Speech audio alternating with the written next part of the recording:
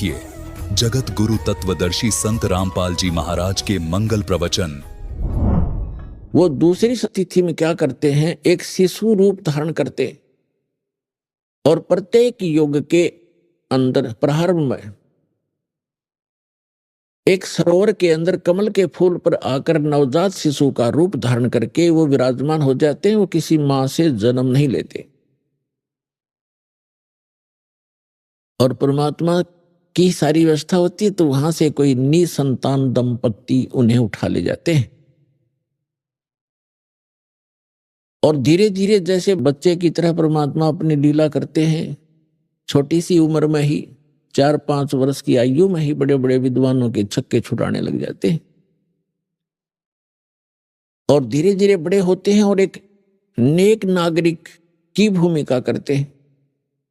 हाथ से काम करके कम से कम संग्रह करते हैं, झोंपड़ी में रहते। जैसे पहले तो वैसे तकरीबन ये महल वगैरह बहुत कम थे, झोंपड़ी ही डाला करते थे सभी। तो वो परमात्मा एक ऐसी लीला करते हैं कि भक्त को अधिक संग्रह करने की आवश्यकता नहीं है। भक्त वही होता है जो उस लोक की परंपराओं से हटकर आध्यात्मिक परंपराओं के आधार से अपना जीवन निर्वाह करे, उसके आधार से चले, वो भक्त कहलाता है। अन्यथा जैसे भक्ति मार्ग पर चलने वाले व्यक्ति, कोई मार्ग पर चल रहा है, सफर यात्रा कर रहा है, तो वो कम से कम ही भार लेकर चल सकता है। और ये आपको खूब मालूम है, जो पहले यात्रा करते थे, पैदल जाते थे, तो एक थैला डालते थे काख में, उसमें एक चद्दर और एक धोती कुर्ता, नथिंग एल्स।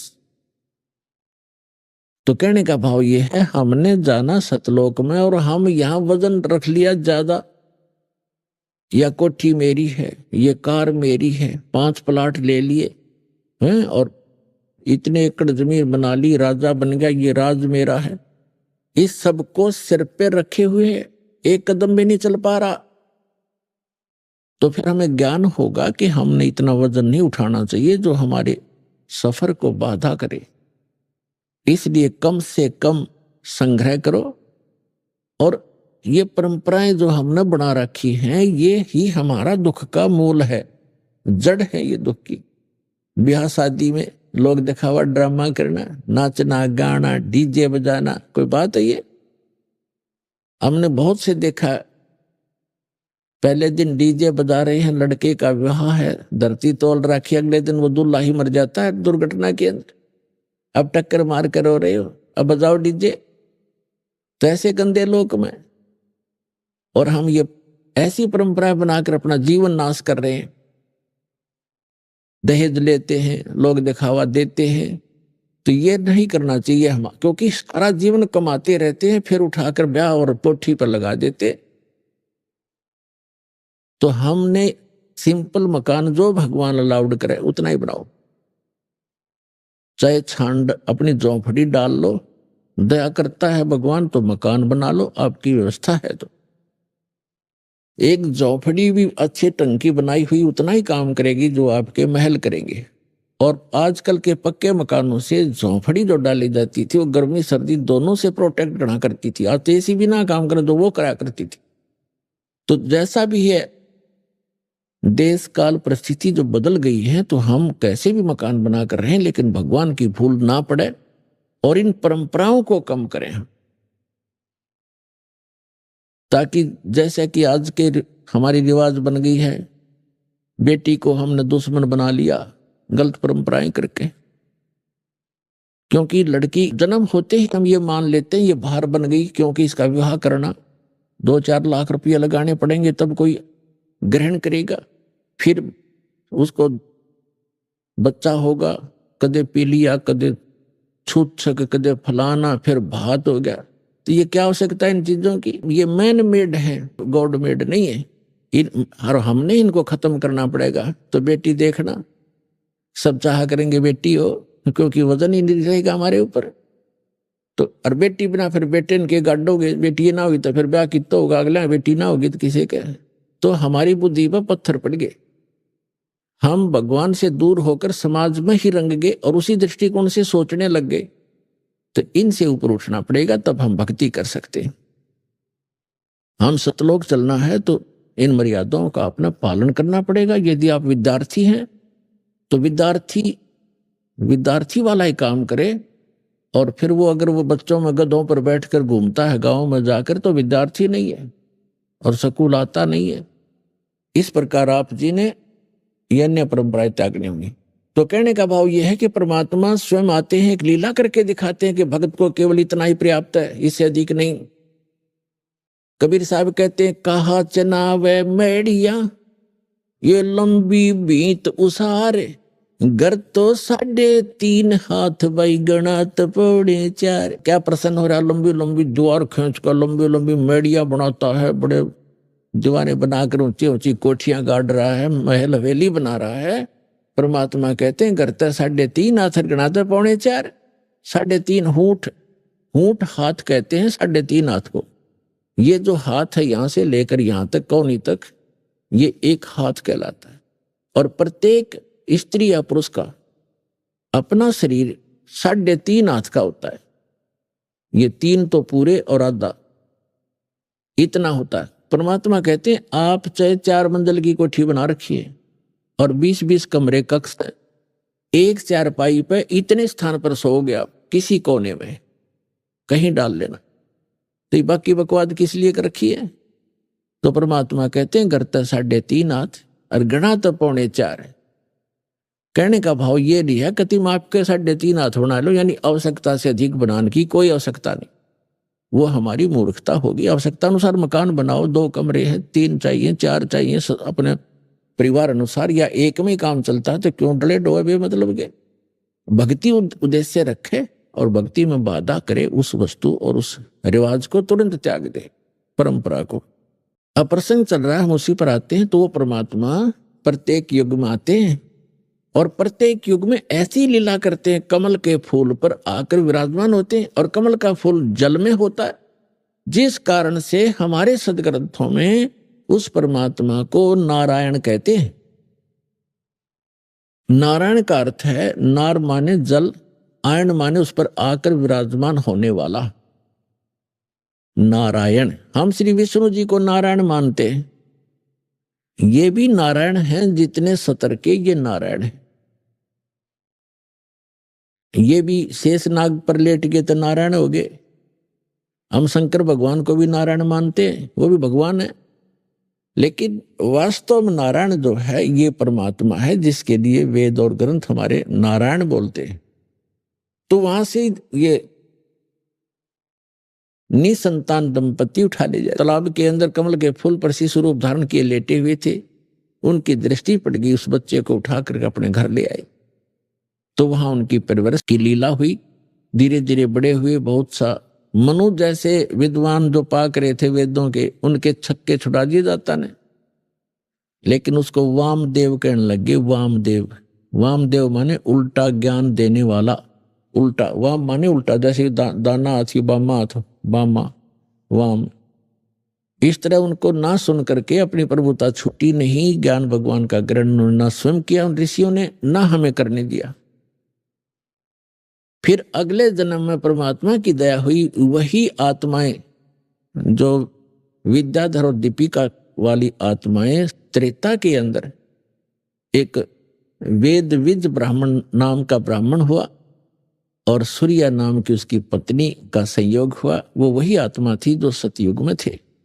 और इसी प्रकार परमात्मा उनको त्रेता में भी ऐसे ही कमल के फूल पर मिले, वो उस समय भी निसंतान थे। अपने आत्मा, अब आप देखते हो कि परमात्मा कहते हैं, जो जन मेरी शरण है ताका हूं मैं दास, और गैल गैल लाग्या फिरूं जब तक धरती आकाश। जो बच्छा गऊ की नजर में यूं साईं को संत, भक्तों के पीछे फिरे वो भक्त वत्सल भगवंत। अब ये तो हम 4 युगों की कथा सुना रहे हैं, तो बहुत युगों से हम भटक रहे हैं। तो पिछले संस्कार से ही परमात्मा इन पुण्यात्माओं के साथ लगे हुए थे। इस विद्याधर और दीपिका वाली आत्मा को ये संतान भी दे सकते थे। उन आत्माओं, अब हमारी तो एक ऐसी मेंटेलिटी बन गई जहां हम रह रहे हैं, जिस समाज में, क्योंकि ये काल प्रेरित है और इसने अपने खाने के लिए संतानों उत्पत्ति करवाना ही करवाना है। इसने यहाँ ऐसा सिस्टम फिट कर दिया, ये जीव के बस की बात नहीं संतान उत्पत्ति ना करे, इसका विवश है यहाँ। और फिर परमात्मा ने क्या किया कि उनको संतान नहीं दी। क्यों नहीं दी? संतान भी दे सकते थे। अपने आत्माओं, एक सामान्य समाज में और एक भगत जो समाज अलग से बनता है उसमें अंतर होता है, और इसी कारण से जगत और भगत का विरोध बताया कि बैर रहता आपस में। कारण क्या है कि भगत के नियम कुछ अन्य होते हैं और समाज उस यहाँ के परंपरा से ही रंगा हुआ होता है, उसी को मूल मानता है। यदि हम संसार की दृष्टि से तोलें तो जिनके संतान नहीं है तो संसार जो है, आम व्यक्ति, आम समाज ये समझता है कि इसका बहुत बड़ा दुर्भाग्य है। पहले तो यहाँ तक कहा करते कि जो निसंतान है, बे औलादा है, सुबह सुबह तो उसके दर्शन भी ना होने चाहिए। उसको इतना हेय मान रखा था। तो पुण्यात्माओं, जिनके संतान नहीं होती थी उनका जीना दुर्भर हो जाता था समाज के अंदर। संतान में भी विशेषकर हम पुत्र को ही मुख्य मानते रहे। और भगत समाज के अंदर परमात्मा के दृष्टिकोण से हम सोचते हैं तो वो व्यक्ति जिसका संतान नहीं है वो एक नंबर का भगवान आत्मा है। अब यहां समस्या है कि संसार किस दृष्टिकोण से सोचता है और भगवान का विधान क्या कहता है। अब वो पुण्यात्मा क्यों है? क्योंकि इस मनुष्य जीवन का मूल उद्देश्य हमारा मोक्ष कराना है। और यदि उस निसंतान दंपति को ये ज्ञान समझ में आ जाए और वो समाज की तरफ ना देखकर बहुत आसानी से भक्ति करके पीछा छुड़ा सकता है। अब ठीक है, संतान होना बुरा नहीं बताया भगवान ने, लेकिन जो संतान भगवान से नहीं जुड़ेंगी वो आपको सदा दुखी ही करेंगी, क्योंकि उनके जो बुरे बुरे संस्कार साथ होंगे। आगे उनके संस्कारों में परिवर्तन भगवान करेगा नहीं, क्योंकि वो जुड़े नहीं। तो उनको दुख होगा तो आप भी साथ दुखी रहोगे, माता पिता भी, और वो भक्ति बाधक बनेंगी क्योंकि आपकी टेंशन का कारण बने रहेंगे। तो इस कारण से परमात्मा जो बताना चाहते हैं कि जिनका संतान नहीं है, ठीक है, समाज उनको कुछ भी सोचे और कहे, लेकिन भगवान के विधान अनुसार वो एक नंबर की पुण्य आत्मा है। जय भक्ति करे हैं, और भक्ति नहीं करती है तो वो तो फिर और भी ज्यादा दुर्भाग्य है उनका। समाज के भी ताने सहन करने पड़ते हैं और भगवान से भी दूर रह रही है, तो वो महादुर्भाग्य उनका। तो इसलिए जिनके संतान नहीं है उनका मोक्ष बहुत ही आसानी से होगा। भक्ति कर लें, नाम शुरू कर दें और संसार से मन हटा लें, परमात्मा के विधान को आधार मान के जीवें, तो सारा दिन भक्ति करनी। इस समस्या ये आती है कि बुढ़ापे में हमने कौन संभालेगा? अरे भगवान रहा संभालने वाला सबको। अब बेटा अमेरिका में और माता पिता यहाँ हिंदुस्तान में, और दोनों का रोग हो गया। वो पड़ोसी ठाए अंडे उसने, और बेटा वहां बैठा अमेरिका में, वो मर लिए, मरे पास से भी तीसरे दिन आया। चाट ले उस बेटे ने, बता के सारा दे दिया बेटे ने। अपने कर्म साथ देंगे, भगवान साथ देगा। एक त्रिलोचन नाम के भगत थे, संतान नहीं थी, भक्ति करते थे। पत्नी का देहांत हो चुका था, वृद्धावस्था में अकेला रह गया था। एक नौकर रखा हुआ था, सेवादार उसने। तो सेवादार कहने लगा, मेरे घर पे ऐसी ऐसी घटना घट गई महाराज जी, मैंने जाना पड़ेगा। वो बोला, जा बेटा, देखी जाएगी, दुखी सुखी होकर मैं अपना थोड़ा बहुत टहलूं करूंगा अपना कार्य। वो सेवादार चला गया, पीछे तो भक्त बीमार हो गया, दस्त लग गए। अब वो सीमा से निकला होगा तभी भगवान उस सेवक का रूप बनाकर उस भगत के घर पे आ गया। उसने पूछा, क्या बात होगी बेटा, कैसे वापस आ गए तुम? कि महाराज जी मेरा मन नहीं मान्या, आप न छोड़ के जाऊं, आप तो वृद्ध हो, बीमार से हो, कुछ अस्वस्थ भी चल रहे हो, कुछ दिन के बाद चला जाऊंगा जब आप स्वस्थ हो जाओगे। तो उसने कहा धन्य है बेटा आपको, आपने ऐसी सोच रखी। अब उसकी टट्टी उठा उठा कर वहां से बाहर डाल के आए भगवान उस सेवक के रूप में, और 1 महीना तक उनकी सेवा करी, स्वस्थ रहोगे और खूब नुहावें दुहावें, अच्छा बिठावें और परमात्मा की कथा सुने और सुनावें। अब फिर क्या हुआ, 1 महीने के बाद वो सेवक वापस आया और आके उसने पोटली रखी जो भी लाया था रास्ते में, वहां से आया था, उसी समय भगवान वहां से निकल गए। तब उसने आकर कहा कि महाराज जी ऐसे ऐसे मेरी माँ ने ये दिया है, मेरी माँ ने ये कहा है, आपको ऐसे ऐसे कहा है, और महाराज जी मैं थोड़ा सा समय ज्यादा लग गया, मुझे क्षमा कीजिए, मैं 15-20 दिन की कह के गया था, महीना लग गया महाराज, मुझे माफ करना। अब वो महात्मा उसके मुख की तरफ देख रहा है, बात क्या बोल रहे हो आप क्या कह रहे हो, ये पोटली कहाँ से ले आए, ये सामान कहाँ से लाए हो, ये क्या? उसने बताया जी मैं घर से आया हूं अपने वहां से। अब वो समझ में पा रहा, काफी देर में समझ में आई उस वृद्ध के, अरे तू अपने घर से आया है? कि हाँ जी मैं तो आज आया हूं, उस दिन का गया हुआ। उसका तो रोम रोम खड़ा हो गया, रोआ बुरी तरह, ये भगवान इस पापी ने आपसे मैं टट्टी तक उठवाई, मुझ नीच का कहाँ उद्धार होगा। तो पुण्यात्माओं परमात्मा कहते हैं तुम अब जो तुम्हारा सच्चा साथी है, तुमेव माता च पिता, तुमेव बंधु च सखा, तुमेव विद्या च द्रविण, तुमेव सर्व मम देव देव, उसको भूल के हम इन अन्य पर आसरा रख लेते, इसलिए हम भगवान से दूर होते चले जाते हैं। तो यहाँ गरीबदास साहिब जी ने कहा है कि त्रिलोचन के भय भरतिया माने नौकरे, ऐसी भक्ति कमावे, ऐसी भक्ति करे, भगवान साथ रहेगा आपके। तो इस प्रकार अब जैसे जिन बहन भाइयों के, विशेषकर इंसान तो थोड़ा बहुत सोच समझ भी लेता है, लेकिन बहनों का दिल नहीं डटता जिनका संतान नहीं होती, क्योंकि उसको समाज नहीं जीने देता। घर जाते हैं, घर वाले कुछ दिन चुप रहते हैं तो कोई पड़ोसी आ जाएगा, आओगा कोई काम और पूछेगा न्यो बहू का कि मैं होया नहीं बालक बोलक। अब वह के कहेगी सासू अक ना कुछ ना होया, कई साल हो गए ब्याह ने, एक जातक तो चाहिए था बता, और देख लो कोई दूसरा ब्याह करवा लो। अब उस बेटी के और समस्या पैदा कर दी कि एक और ये भी ब्याह करवाएंगे, यानी उसके भूल पड़े तो कोई और आकर के रिश्तेदार आकर कहेगा। कहने का भाव ये है कि जब तक ज्ञान नहीं प्राणी को तो जीना हराम कर देते।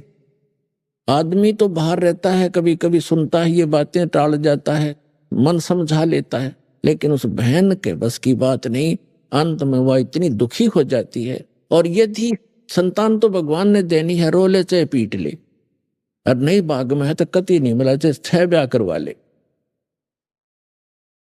एक संतान की भी देखे, हम लड़के को मैं तो ज्यादा देते, दास जूनियर इंजीनियर था, सेवा करता था जब नौकरी इसमें हरियाणा गवर्नमेंट की जूनियर इंजीनियर की, तो उस समय एक कॉन्ट्रैक्टर था ठेकेदार, वो उस समय लगभग 55 वर्ष की आयु थी उस आदमी की, 55 से भी ऊपर होगा, और उसके 4 लड़कियां थी, लड़का कोई नहीं था, और चारों लड़कियों का विवाह कर रखा, दो तियाड़ा हो रहा, पुत्र नहीं।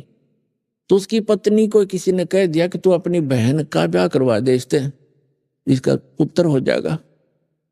उसने अपनी छोटी बहन से उसका विवाह करवा दिया। उसके कट्ठिए 2 छोरी हुई, 2 लड़की हुई कट्ठिए जुड़वा। वो खुद बतावा था, ने बोला जी भाग बिना ना मिल रहा कदी, मैंने तो उसका जब ऑपरेशन करवा दिया, फैमिली प्लानिंग का पीछा छुटवा हो रहा ब्याह, तो भाग में है नहीं तो क्यों पंगे में पांच दे भाई, ये मतलब दुखी हो, यहाँ पर जो काम करने का उसको भूल गए। और यदि वो बहन जिसके संतान नहीं हो रही है तो वो अंत समय में इसी तमन्ना में मर जाती है तरफ के अंदर। और इस काल का इतना गंदा विधान है, अगले जन्म में उसको कुतिया बनाता है।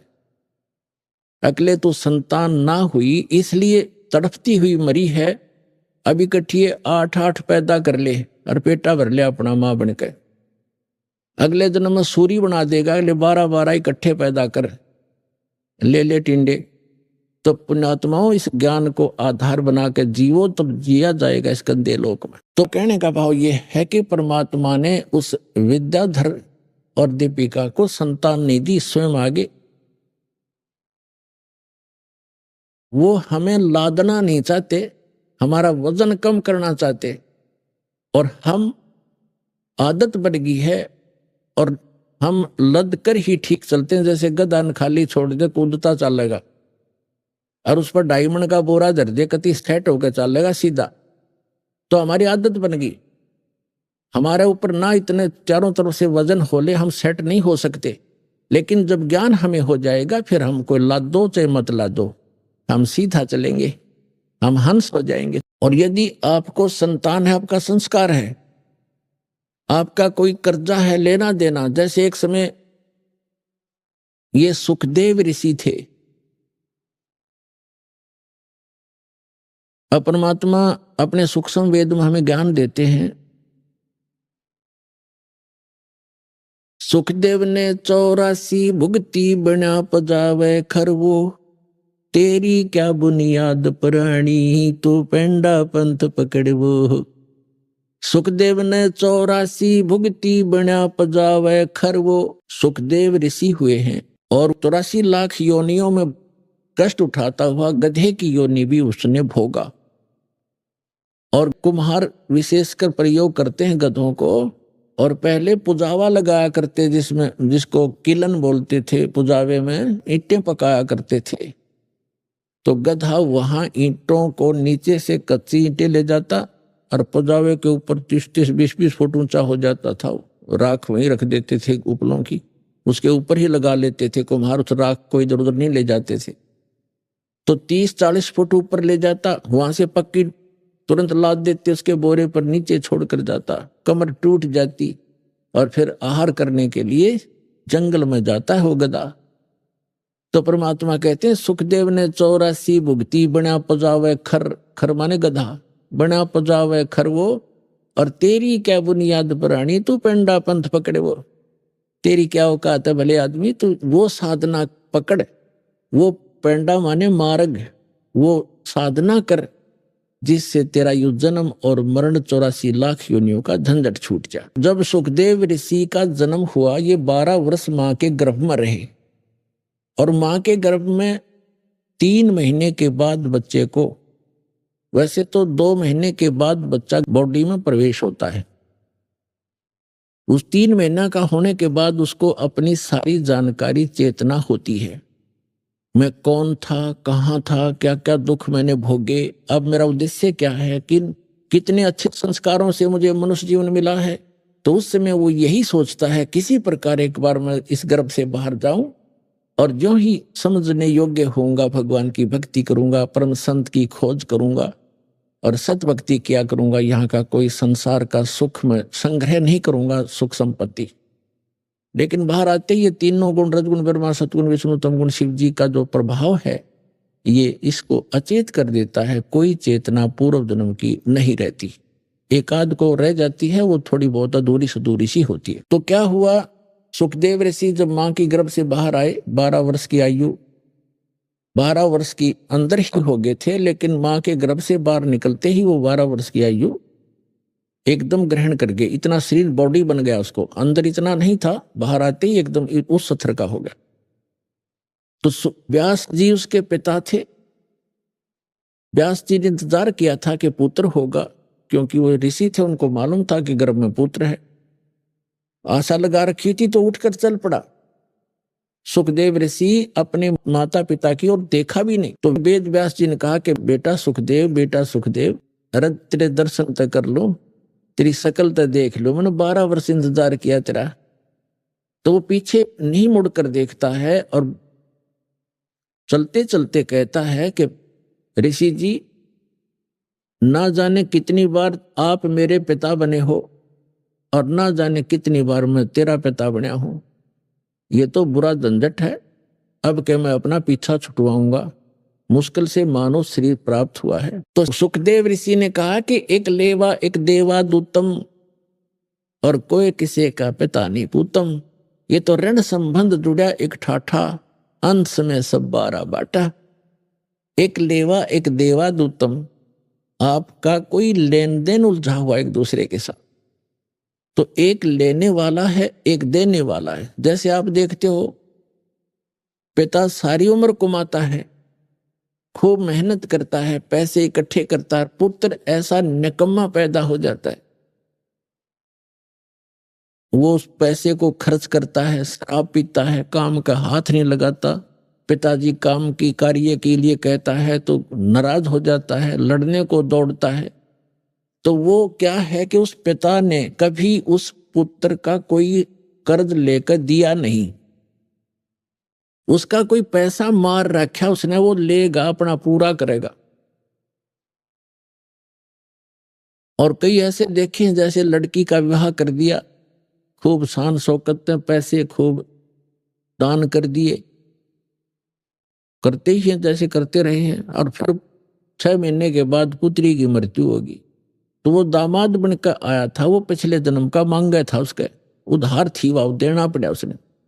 तो पुण्यात्माओं, यहाँ इस बात को आप पक्की समझ लेना, ये कोई डूम बाट के गीत नहीं है और कोई स्वार्थवश को ये कथा सुनाई नहीं जा रही है।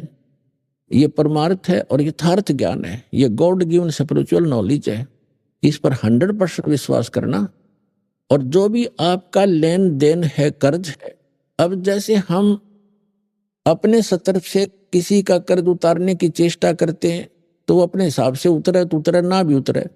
और जब हम समर्थ की शरण, कोई सेठ की शरण ले लें और उसको हम अपना दुखड़ा रोते हैं तो वो उसको कहता भी ठीक है, यहाँ मजदूरी कर मेरा, और जिसका कर्जा तू दे दे, ले पैसे दे। जहाँ 200 का कर्जा था उसे एक ने तार दिया और उसे एक का रह गया, और वहां तनख्वाह भी अधिक दे रहा है तो जल्दी मेरे से भी क्लियर हो जाएगा।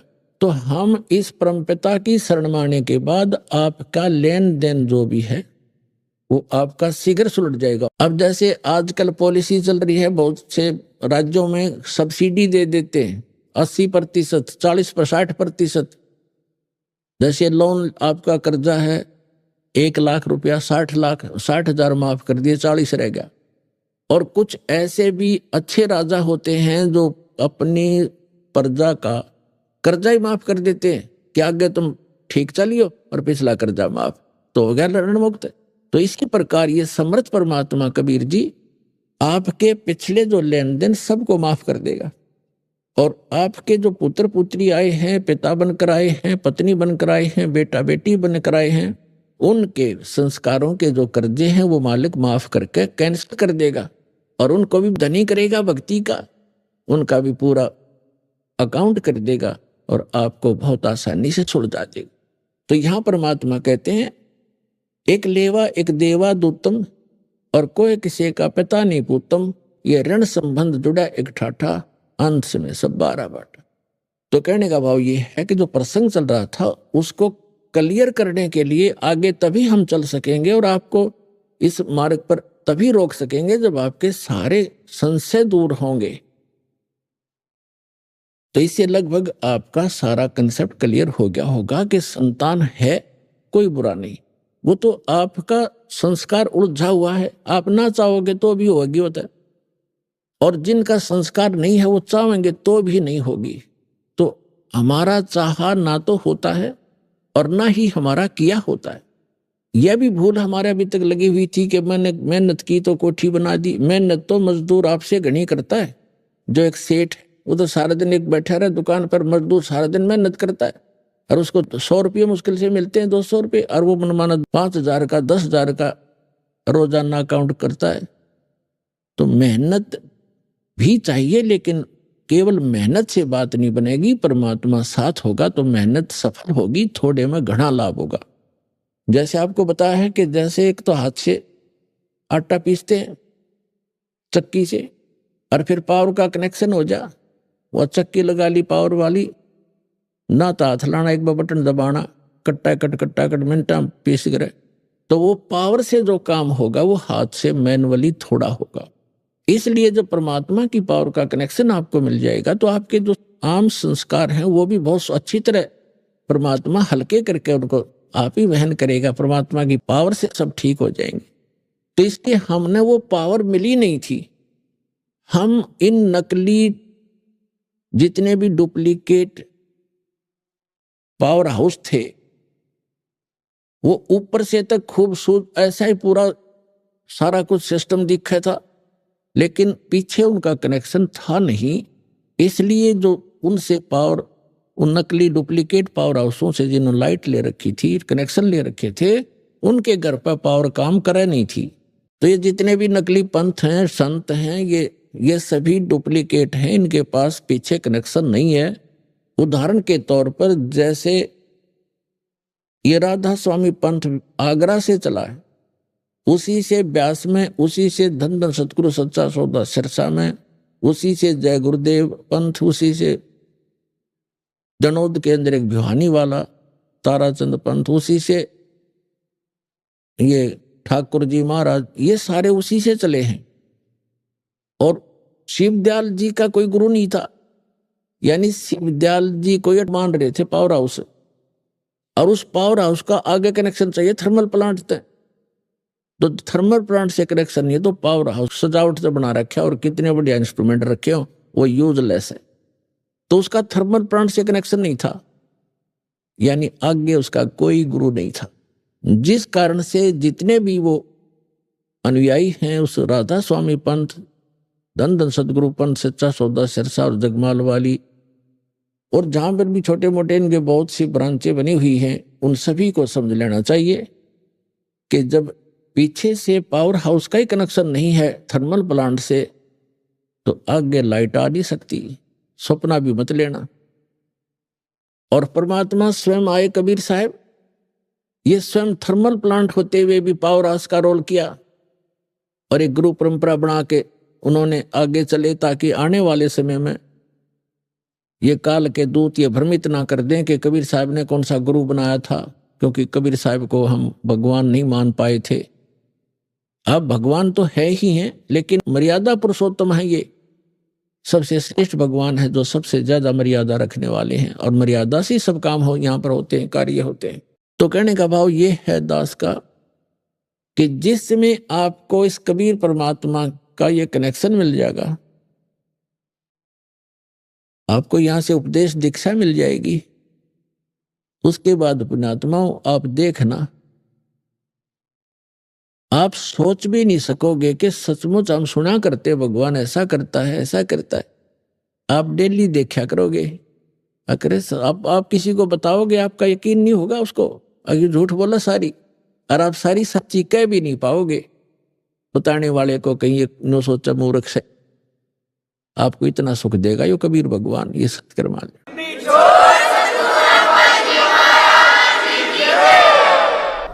अभी आपने सुने संत रामपाल जी महाराज के मंगल प्रवचन।